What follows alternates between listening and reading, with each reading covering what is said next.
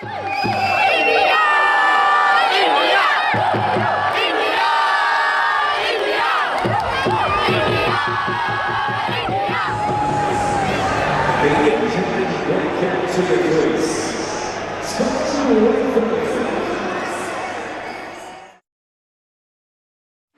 unassumingly brilliant, is how I'd describe him. There's nothing really flamboyant. He never comes across as a star, but then if you have a look at his statistics, he's every bit a star. Not only in Test cricket, but also white ball cricket as well. There's more to come, of course, and that's the exciting bit. As you get more experience and he just drills down even more with his game, I'd expect him to be even more consistent. The exciting thing for Tom and for New Zealand is that he's still got a number of years left in this side. He's still relatively young from a batting point of view, and he has that appetite, that hunger for scoring runs.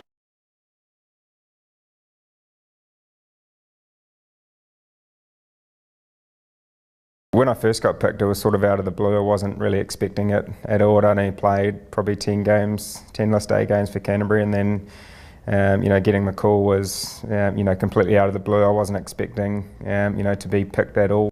Yeah, it started with the one days and T20s, and then 2014 eventuated with the Test side of things. And I think on that front, it was probably a good thing that I didn't have any expectations of playing for New Zealand at that point in time, and then obviously getting the call and then playing that whole series was obviously the nerves and excitement and all the different emotions that come with playing your first game, but sort of enjoyed the occasion and to play along some guys that I watched on TV for years before that, and people I idolised growing up. It was a pretty surreal moment.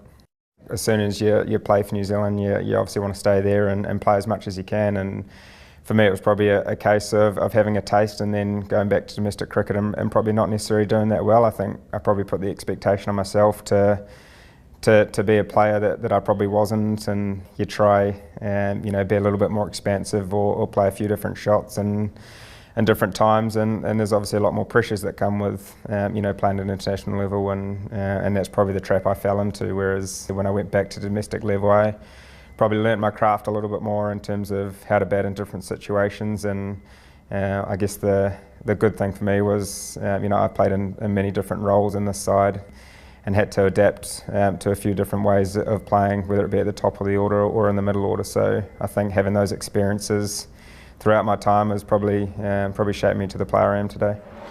It's one of the hardest workers, I have to say, that I've worked with in my time with that New Zealand team when I was a batting coach. Very disciplined with how he goes about his game, and he's turned into one of New Zealand's great opening batters. And remembering that probably the toughest job to do in the New Zealand cricket side is open the batting in Test match cricket, because the pitches are so green.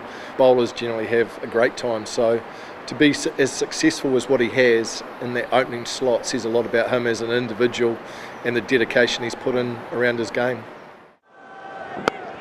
Takes one down the ground, an easy single, and that brings up 50 for Tom Latham. It's been a very, very good knock. 50 from 51. He's pretty much scored a run of ball since the minute he's got out there.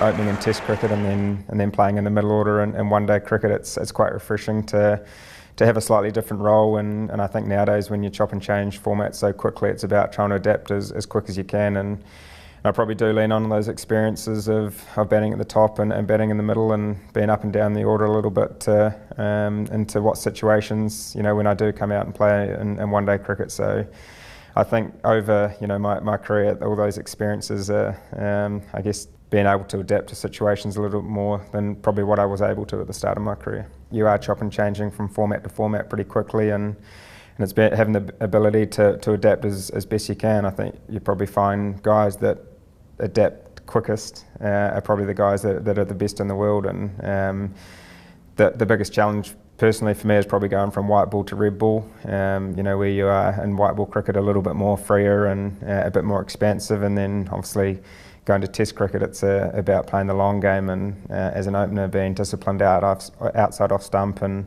it's part and parcel of what we do. It's about trying to do it as quick as possible, and that may be a 3 or 4 day turnaround from format to format. Well, this time he gets the line right.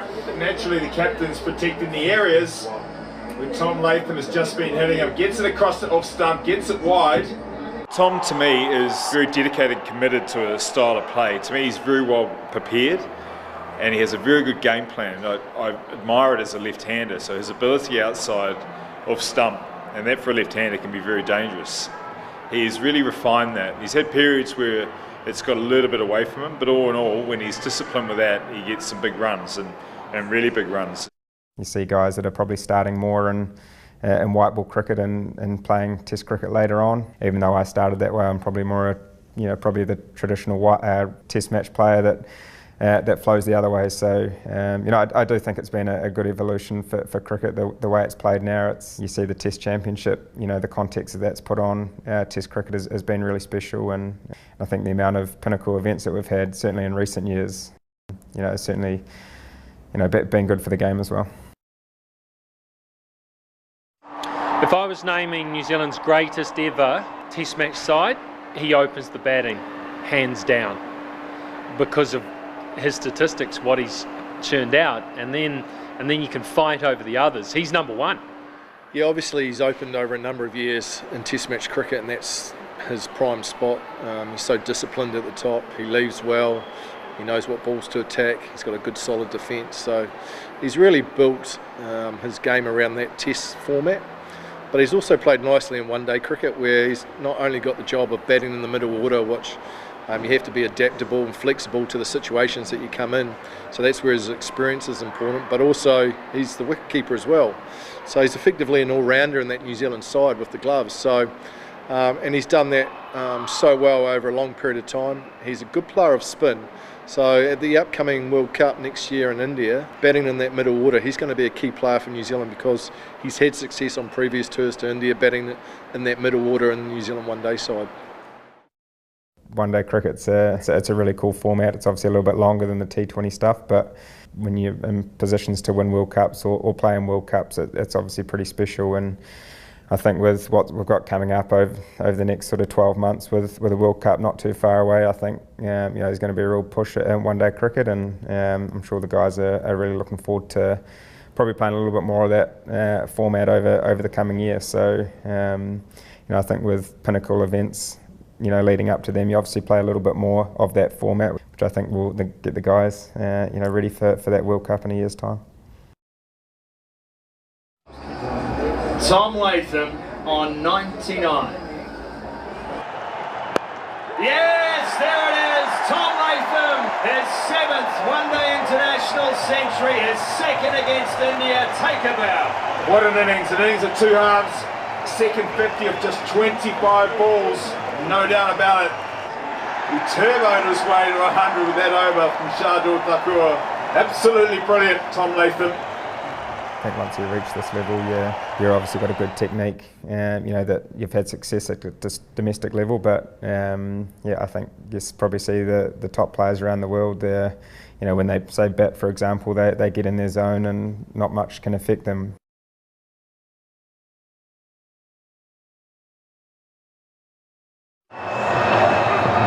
Eased away for 4.